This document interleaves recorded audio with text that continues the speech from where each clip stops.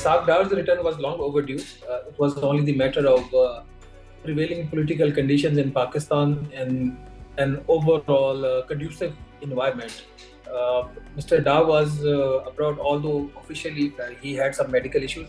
But one of the reasons, other than the medical problems that he faces, is that when he was in Pakistan, so it is alleged by him that the court proceedings were manipulated to make him a victim of the circumstances.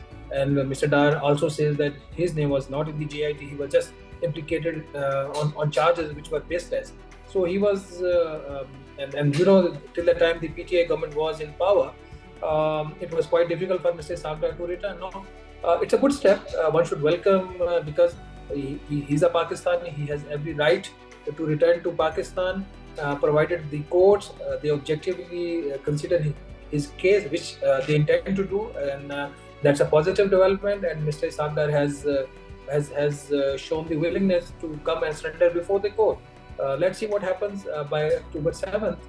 But one thing is now clear, that Mr. Dar will be returning to Pakistan in next 2 weeks, which will strengthen the government's economic team.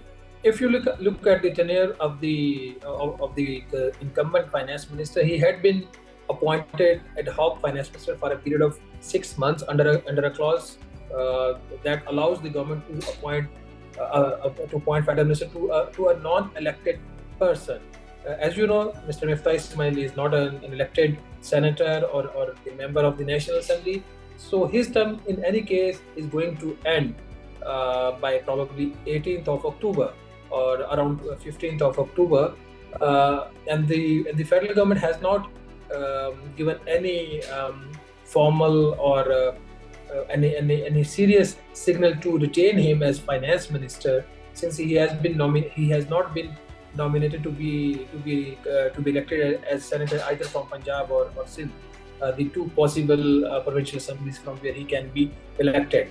I had asked this question to Mr. Khwaja Asif a few days ago, the defense minister, and he at that time had said that yes, the government wanted to retain him because of his good performance. That has not happened, and if Mr. Dar returns by 7th of October and he gets bail, then there's a chance that the government may appoint him as the finance minister. So the question is, so what is the way forward for the government? Possibly, if Mr. Ishaq Dar is coming back by October 7th and he gets bail from the courts, then the government has a good chance to appoint him as the next finance minister. So that's the scenario right now. Well, the deals signed with the international institutions are not signed by the finance minister. Either it is Miftah Ismail, Ishaq Dar, Shaukat Sareen. These deals are signed by the finance minister of Pakistan on behalf of the president of Pakistan. Now, the good thing for the new finance minister would be that, given the present situation in the aftermath of the devastating floods, the international financial institution may have to soften their stance towards Pakistan, including the IMF. So that could be a beginning point for Ishaq Dar to renegotiate some of the deals, mainly the deal with the International Monetary Fund, and get some concession. The problem with the previous revived deal was, I didn't see much effort put by the Ministry of Finance to see concessions, particularly in light of the developments that took place after Russia-Ukraine war. The international commodity prices had gone up, but Pakistan did not ask for any relief, or at least the IMF didn't give any relief. So that was a weak point of the present economic team. If Dar gets some concession because of the floods, that will be a major relief for the government, who is now facing serious challenges to its popularity, as we have seen in the by-elections in the province of Punjab, where the ruling alliance could not get significant seats, and it revived the PTI, which had lost its popularity before former Prime Minister Imran Khan was ousted in April this year.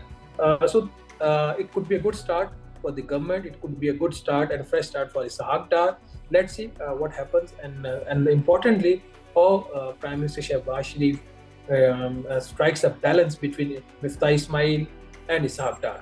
No, you have covered the aspect. One thing that will be important to see, the handling of exchange rate by Mr. Ishaq Dar, who is known as a hawkish, who defends the value of the rupee irrespective of the cost.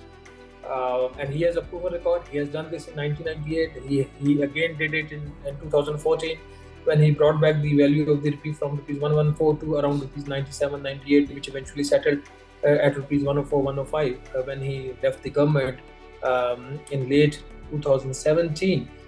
So again, he has a big challenge in front of him, recovering the value of the rupee, which frankly at this stage is artificially high at 240 to a dollar, and the price should be somewhere close or below 200.